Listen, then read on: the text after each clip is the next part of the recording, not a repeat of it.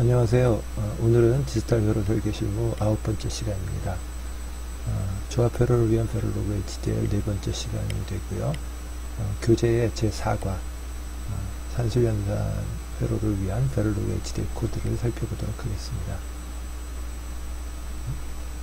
먼저 산술연산을 위한 베를로그 HDL 문법을 살펴보고 그 다음에 실습을 진행하도록 하겠습니다.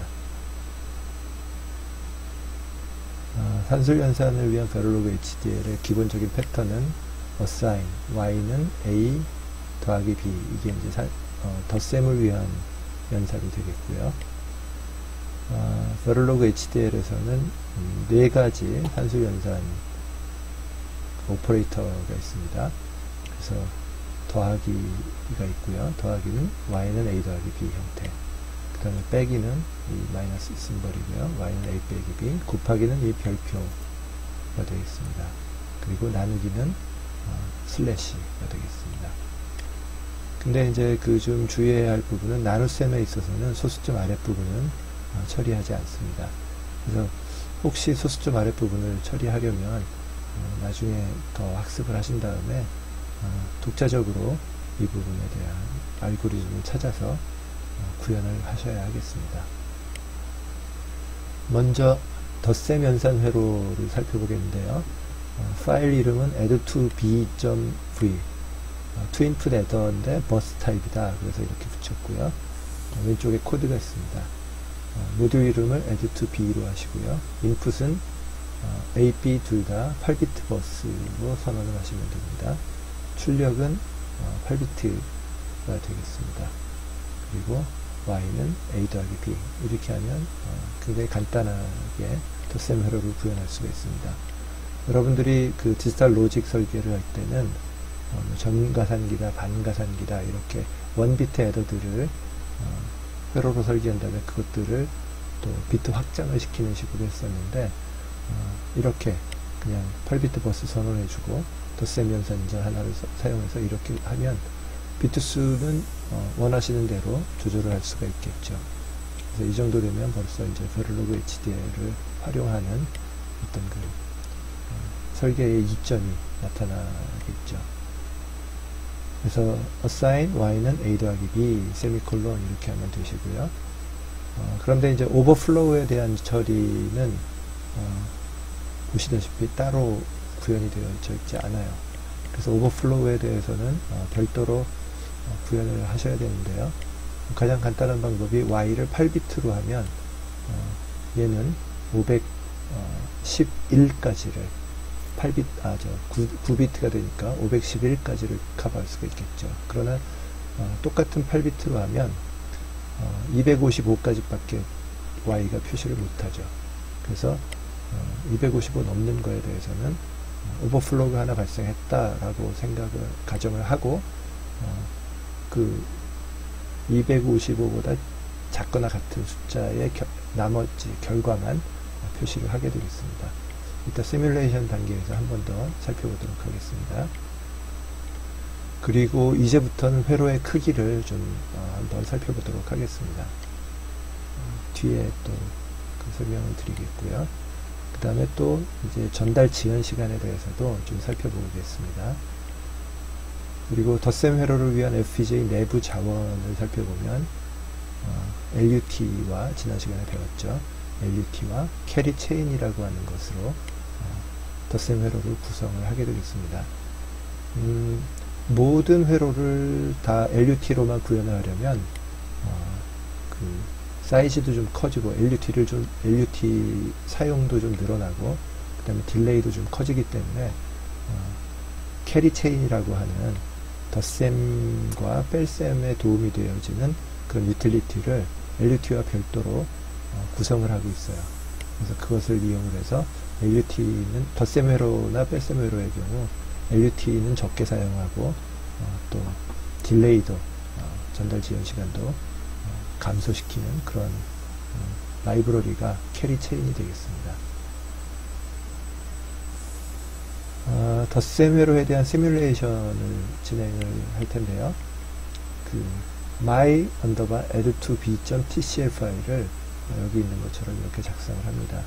먼저 리스타트해서 시뮬레이션 타임을 0으로 만들고, 먼저 add force A 마이너스 라딕스 데시멀 10진수로 100을 A에다 설정을 해요. 그 다음에 B에다가는 10진수로 50을 설정을 합니다. 이러고 나서 이제 1마이크로세컨드를 시뮬레이션을 진행을 시키고, B의 값을 100으로 변경을 한 다음에 다시 1마이크로세컨드를 진행을 할 겁니다. 그러면은 합이 200이 되겠죠. 그런 다음에 다시 이제 B를 200으로 변경을 한 다음에 1마이크로세컨드를 다시 진행을 할 거예요. 그러면 합이 A와 B의 합이 300인데 이게 오버플로우에 대해서 어떻게 될지 한번 시뮬레이션 결과를 살펴보면 이렇게 돼요. 처음에 150일 때는 Y의 값이 150이 되죠. 그리고 B가 100일 때는 합이 200이 되죠. 무리가 없어요. 255보다 아직 충분히 작으니까. 그런데 100과 200을 더해서 300이 됐어요. 그러면은 어떻게 되느냐? 200 오버플로우라고 하는 것이 결국 비트 8번에 Y에 만일 비트 8이 있었다면 비트 8번에 1이 될 텐데 그 1 부분이 값으로는 256에 해당되겠죠. 그래서 300에서 256을 뺀 오버플로우 부분을 뺀 나머지 44가 Y에 표시가 되겠습니다. 이 부분 헷갈리시면 바이너리로 한번 그 시뮬레이션 하실 때 그 연산을 해서 한번 살펴보시거나 그러시면 조금 더 이해하시기가 도움이 될 거예요. 바이너리로 손으로 한번 계산해 보셔도 좋고요. 예, 이번에 이제 덧셈 회로에 대한 RTL 회로인데요. RTL 회로는 이렇게 동작적으로 간단하게 가운데 덧셈 심볼로 이렇게 처리를 하게 됩니다. 자, 덧셈 회로에 대한 신세시스 결과 회로인데 보시면 투인풋 LUT들이 많이 8개가 이렇게 사용이 되어 있죠. 그리고 그 나머지 것들에 대해서는 또 캐리 4라고 하는 캐리 체인 유틸리티가 2개가 사용된 것을 알 수가 있어요. 자, 그러니까 그 신세시스한 다음에 회로도를 살펴보면 이렇게 보이겠습니다. 그 다음에 이제 그 덧셈 회로에 대한 회로 구현 결과 LUT 사용은 앞에서 보신 것처럼 투인풋 LUT가 8개 사용되어졌고 캐리 체인은 여기 뭐 표시가 안 됐습니다. 그래서 LUT가 6개. 그 다음에 이제 살펴볼 게 딜레이인데 토탈 딜레이는 8.74 나노세컨드예요. 그런데 이 중에 로직 딜레이, LUT와 캐리 체인을 거치는 로직 딜레이가 4.75 나노세컨드고 네트 딜레이, 라우팅한 연결되어진 배선에 의한 딜레이가 3.99 나노세컨드입니다. 그래서 합이 8.740 나노세컨드. 즉 인풋 패드로부터 내부 로직을 거쳐서 아웃풋 패드까지가 8.740 나노세컨드예요. 이거는 약 한 100메가 이상 동작이 가능한 속도가 되겠습니다. 다음에 살펴볼 게 이제 그 뺄셈 연산 회로인데 sub2b.v가 되겠습니다. sub2b 모듈 이름이고요. a, b, y는 그대로고 y는 a 빼기 b로만 이렇게 정리가 되겠습니다. 여기서도 마찬가지로 borrow에 대한 처리. 만일 a가 b보다 크면 아무 문제가 없는데 만일 b가 a보다 크다 그러면은 이론적으로는 음수가 되겠죠. 그럴 경우에 오버플로우, 덧셈기에서 오버플로우였던 것처럼 borrow에서는 borrow가 하나 발생했다라고 보고 256을 더한, 그래서 양수의 값으로 y는 항상 0서부터 255 사이에 값이 남게 되겠습니다. 시뮬레이션에서 한번 직접 실행을 해 보시기 바랍니다. 그 다음에 여기서도 회로의 크기와 전달 지연 시간을 한번 살펴보겠고요. 그 다음에 뺄셈 회로를 위한 FPGA 내부 자원은 마찬가지로 LUT와 캐리 체인이 되겠습니다. 뺄셈 회로에 대한 RTL 회로, 시뮬레이션은 직접 한번 제가 그 애더에 대한 덧셈 회로에 대한 시뮬레이션을 보여드리고 나면 직접 한번 구현을 해 보시기 바랍니다. 자, 또 이제 뺄셈 회로에 대한 RTL 회로는 이렇게 마이너스 심벌이 하나가 사용되어진 걸 알 수가 있고요. 신세시스를 해보고 나면 놀라울 정도로 덧셈 회로랑 동일한 모양이 나타납니다. 그래서 결국은 전 가산기나 아니면 반가산기처럼 이 뺄셈 회로도 원비트 단위의 뺄셈 회로는 투인풋으로 처리를 하고 캐리에 대한 처리를 이렇게 해서 그 결과를 이렇게 나타나게 되겠습니다. 그래서 사용되어진 양도 덧셈 회로와 동일해요. 8개.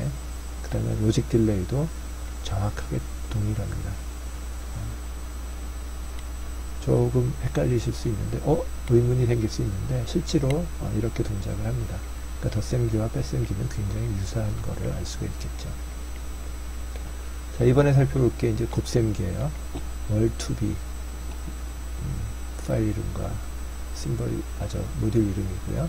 인풋 동일하고 워낙은 A, B가 8비트 입력이 8비트에 대한 곱셈 결과는 16비트가 돼야 돼요. 그래야지 풀레인지를 다 표시할 수 있는데 의도적으로 출력 결과를 8비트로만 남겨줬습니다. 그래서 똑같은 8비트에 대해서 덧셈, 뺄셈, 곱셈, 나눗셈의 로직 사이즈가 회로량이 어떻게 되는지를 한번 비교해 보기 위한 목적이고요. 그래서 y는 assign y는 a 곱하기 b 이렇게 하면 되겠습니다. 그리고 오버플로우에 대한 처리도 여기서는 하지 않고요. 그러니까 쉽게 생각하면은 연산 결과에 대해서 a 곱하기 b에 대해서 모듈로 256을 한 다음에 나머지가 여기 남는다라고 보시면 되겠어요. 그래서 뭐 예를 들어서 100 곱하기 10이다. 1000 그러면은 뭐 256이 한 3번 정도 곱해지게 되겠죠. 768. 그래서 이제 1000 빼기 768 하면 그 나머지가 이 y에 남게 되겠습니다.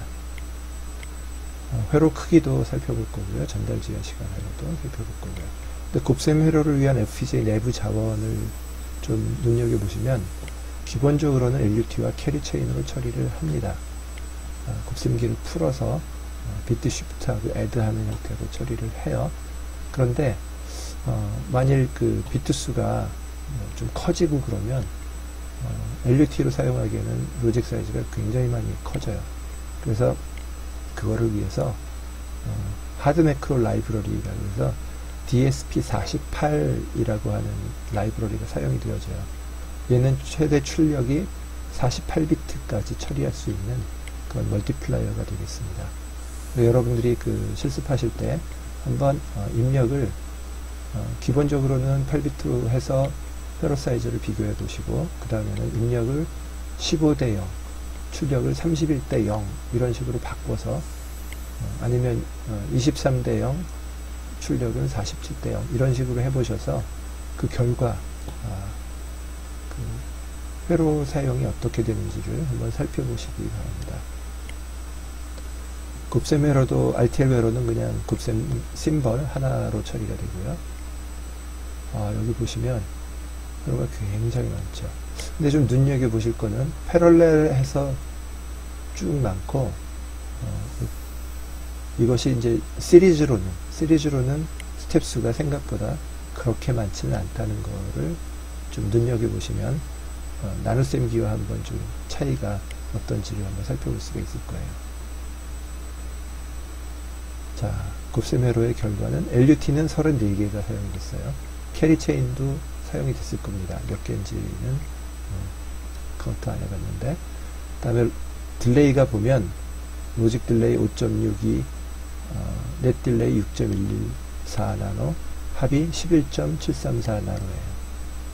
애더가 8.6 나노인가 뭐 그랬던 거에 비해서 조금 더 한 50% 정도 늘어난 거를 알 수가 있겠죠. 생각보다 곱셈기가 그렇게 커지진 않았어요. 자, 이번엔 나눗셈기입니다. 디바이더, 그래서 div, 2b.v고요. 다 동일하고 y는 a 나누기 b 슬래시로 처리가 되겠습니다.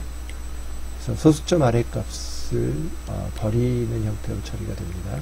주의하시고요.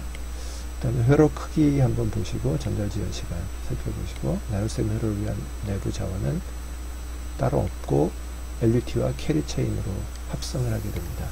멀티플라이 같은 경우는 그 하드 매크로 라이브러리가 있었죠. 근데 사실 몇 년 전까지만 해도 나눗셈 회로에 대한 합성 자체를 해주는 툴이 없었어요. 그런데 이제 나눗셈 회로에 대한 합성이 알고리즘이 누군가가 이렇게 구현을 해서 지금은 나눗셈 회로를 이렇게 직접 처리를 할 수가 있게 됐습니다. 좋기는 한데 사이즈가 좀 많이 커졌어요. RTL 심벌은 동일하죠. 그런데 나눗셈 회로를 보면 곱셈 회로보다 뭐 여기 보면 이제 캐리 체인을 사용한 것 같고요. 그런데 굉장히 패럴렐보다는 시리즈로 길게 늘어져 있는 것을 알 수가 있습니다. 그리고 LUT도 상당히 많이 사용되어진 것 같고요. 결과를 살펴보면 LUT는 거의 70개 정도 사용이 됐어요. 69개고 로직 딜레이도 보면 11.89 거의 10이 나누고 넷 딜레이는 12.8 그래서 토탈 딜레이가 24.6 거의 곱셈기의 한 2배 이상의 딜레이가 발생을 한 걸 알 수가 있습니다. 그래서 나눗셈 회로는 앞에서 그림에서 본 것처럼 시리즈로 길게 늘어져서 딜레이가 아주 길어졌어요. 회로 사이즈도 커졌고요. 예, 이 4개의 산술 연산 회로를 비교를 해봤는데요. 먼저 덧셈과 뺄셈은 동일한 결과가 나타났죠. 상대적으로 곱셈 나눗셈에 비해서 좀 사용량도 그렇고 로직 사용도 그렇고 딜레이도 조금 적은 편이죠. 그리고 곱셈기가 한 중간쯤 되는데 뺄셈기, 덧셈기에 비해서 한 4배 정도 사이즈. 같은 8비트, 출력이 8비트일 때요. 나눗셈은 곱셈기의 한 2배쯤. 로직 사이즈도 그렇고 딜레이도 한 2배쯤 되죠. 예, 이렇게 비교해 봤고요. 산술 연산회로 4가지 종류에 대해서 사칙 연산에 대해서 살펴봤습니다. 산술 연산회로에 대한 실습은 책 112페이지서부터 123페이지까지의 내용에 따라서 실습을 진행하시면 되는데요. 프로젝트는 conv_lab 지금까지 사용하셨던 랩을 그대로 프로젝트를 사용하시면 됩니다. 그리고 덧셈, 뺄셈, 곱셈, 나눗셈 회로에 대하여 각각 실습을 하는데요. 각 회로에 대한 코드를 작성하고 각 회로에 대한 시뮬레이션을 실행을 하십니다. 그 다음에 스티뮬러스 파일은 my_add2b.tcl 이렇게 작성해서 입력은 AB 같기 때문에 공통적으로 나눗셈, 덧셈, 뺄셈, 곱셈 다 공통적으로 사용하실 수가 있겠습니다. my_add2b.tcl 파일의 입력값을 수정해 보면서 하고 싶은 시뮬레이션을 실행을 해 보시면 되겠습니다. 그 다음에 이제 지금까지는 신세시스만 했었는데 이제 임플리멘테이션에서 결과를 확인해 보시는데요. RTL 회로도 또 신세시스 결과 회로도 그 다음에 임플리멘테이션 결과 유틸리티 그러니까 로직을 얼마나 사용했느냐 그리고 딜레이도 한번 비교해 보시기 바랍니다. 예, 이제 동영상 실습 동영상 제가 한번 보여드리도록 그렇게 하겠습니다.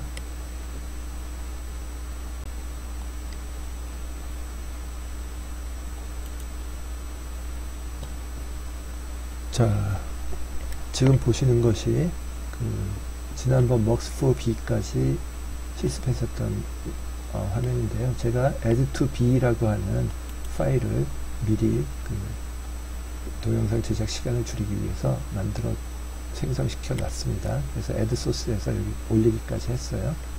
add2b의 내용은 앞에 프레젠테이션에서 보여드린 것과 동일합니다.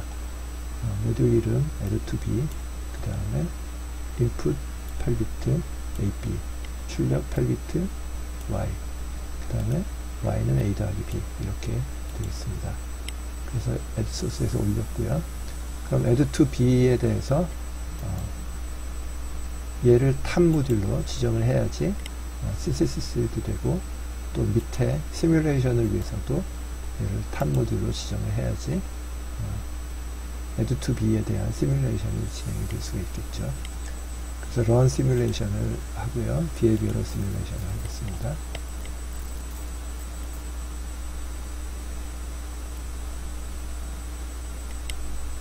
예, 그리고 TCL 파일을 작성을 해줬어요.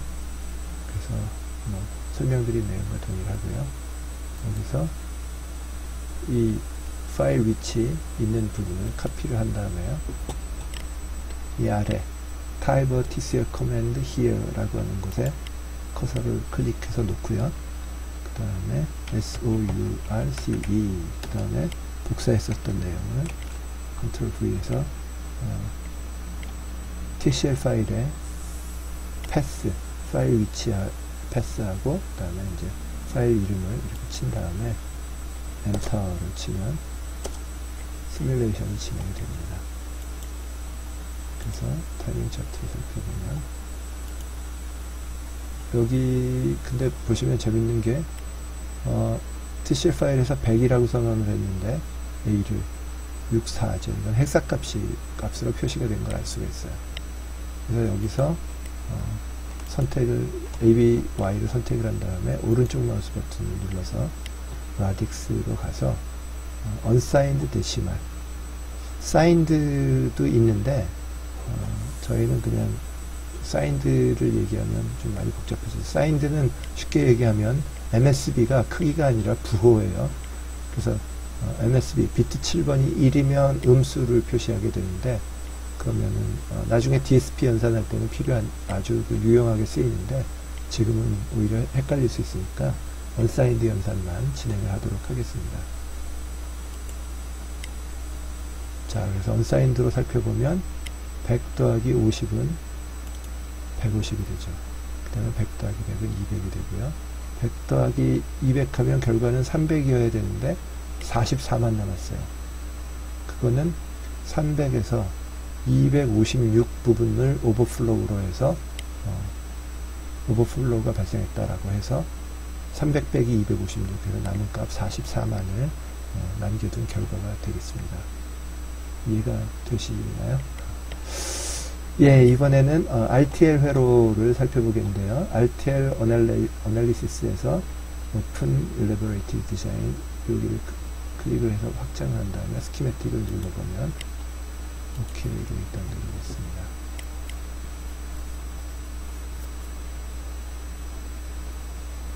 예, 보신 것처럼 이렇게 RTL 회로도가 생성이 됐습니다.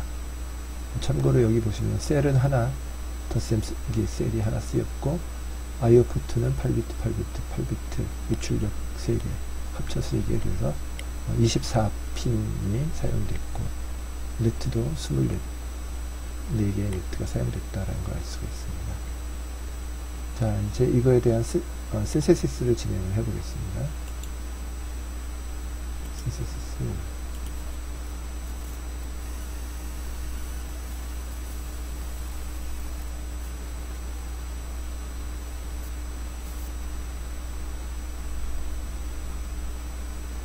신세시스가 진행이 되고 있는 게 보이시죠?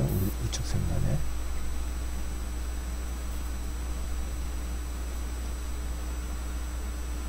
시간이 조금 걸립니다. 컴퓨터 사양에 따라 다르기도 하지만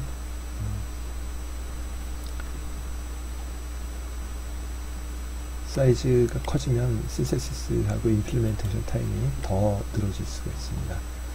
자, 이제 그 오픈 신세사이즈드 디자인 그래서 신세시스 결과 회로를 살펴보도록 하겠습니다.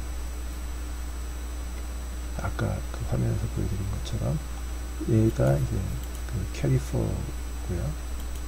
여기 캐리4죠. 나머지는 LUT, 그 다음에 인풋 버퍼, 아웃풋 버퍼.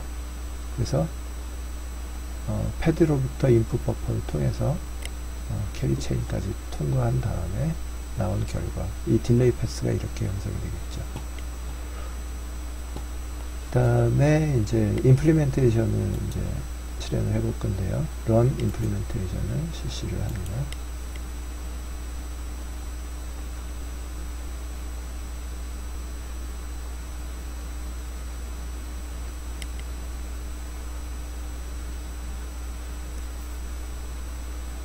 참고로 저는 이제 그 덧셈 회로에 대해서만 동영상을 보여드릴 거고요. 나머지 그 뺄셈 회로, 곱셈 회로, 나눗셈 회로에 대해서는 제가 설명드렸던 것에 준해서 한번 뺄셈 회로에서는 B가 더 큰 값을 한번 시뮬레이션을 해보시고, 또 곱셈 회로에서는 8비트를 기본으로 하시고, 그 다음에 입력을 16비트로, 그 다음에 출력을 32비트로 15대 0 입력, 출력은 31대 0으로 수정하셔서 한번 결과를 한번 살펴보시기 바랍니다. 네, 임플리멘테이션이 끝났습니다. 자, 오픈 임플리멘티브 디자인에서 OK를 누르고요. 신시스 결과는 닫도록 하겠습니다. 자, 이렇게 나왔는데요. 여러분들이 이제 보실 거는 어디냐면, 임플리멘테이션 아래 보면 리포트 유틸라이제이션이 있어요. 여기를 클릭을 하시면 리절트 네임인데, 굳이 따로 저장할 필요가 없다면 그냥 디폴트로 해서 OK를 하시고요. 여기 보시면 슬라이스 LUT가 8개가 사용이 됐다. 그리고 IOB가 8개가 사용이 됐다. 총 1400개 중에 8개니까 0.1%도 안 되는 정도죠. 그 보드에 구현된 칩이 RTX 7 15 칩이 결코 작은 칩이 아니라는 걸 알 수가 있습니다. 그 다음에 살펴볼 게 이제 그 타이밍 리포트입니다. 리포트 타이밍 서머리, 이걸 클릭을 해요. 마찬가지로 타이밍 언더바 1 해가지고서 그냥 OK를 누르시고요.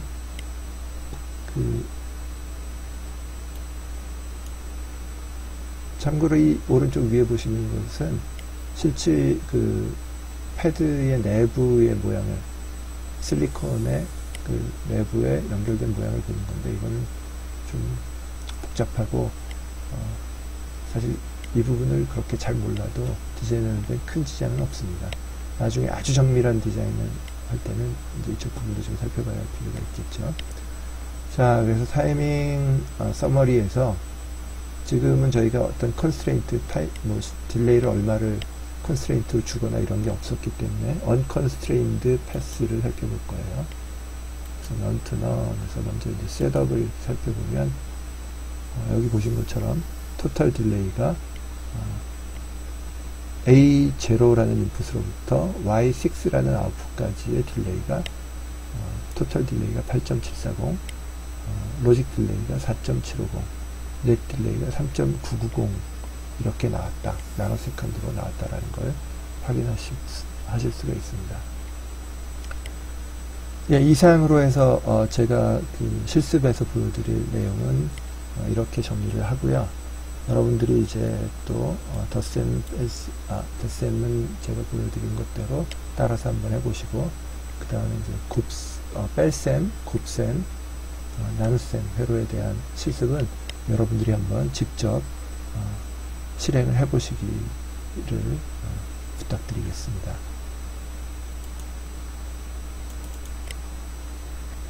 예, 이제 동영상 잘 보셨나요? 예. 이번 강의는 여기까지, 제가 준비한 내용은 여기까지고요. 다음번 10번째 강의에서 다룰 내용을 좀 살펴보면 제 4과에서 4.1.2 계층 구조 설계를 위한 베를로그 HDL, 회로 사이즈가 커지면은 하나의 모듈에 모든 회로를 다 넣을 수가 없죠. 그래서 서브 모듈을 만들어야 되고요. 서브 모듈을 하나의 단위 베를로그 HDL 파일로 해서 회로를 설계한 다음에 상위 탑 레벨에서 그 서브 모듈을 불러다가 라이브러리처럼 연결해서 사용하는 그런 내용이 되겠습니다. 굉장히 중요한 내용이 되겠죠. 사이즈가 좀 커진 큰 회로를 설계하기 위해서는. 그래서 계층 구조 설계를 위한 베를로그 HDL 코드를 살펴보고, 그 다음에 계층 구조 설계를 위한 베를로그 HDL 실습을 실시해 보도록 하겠습니다. 9강을 마무리 하겠는데요. 제가 보여드리지 않은 그 뺄셈, 곱셈, 나눗셈에 대해서 꼭 여러분들이 직접 실습을 실행해 보시기를 부탁드립니다. 그러지 않으면 여러분들의 것이 되어지지 않고 여러분들이 아는 것 같은데 실제로 하려면 막히는, 그래서 나의 실질적인 경쟁력이 축적되어지지가 않습니다. 꼭 실습을 해보시기를 부탁드립니다. 그리고 뭐 강의 내용이 좋았으면 좋아요 좀 클릭해 주시고, 그 다음에 구독, 혹시 안 하신 분은 구독 버튼 눌러주시고, 그 다음에 주변에도 좀 소개를 부탁드리겠습니다. 질문이나 건의사항이 있으시면 아래 댓글을 달아주시거나 inform@geos.co.kr로 메일 보내주시면 답변을 해드리도록 하겠습니다. 예, 수고하셨습니다. 이상 마치도록 하겠습니다. 다음 10번째 강의에서 뵙도록 하겠습니다.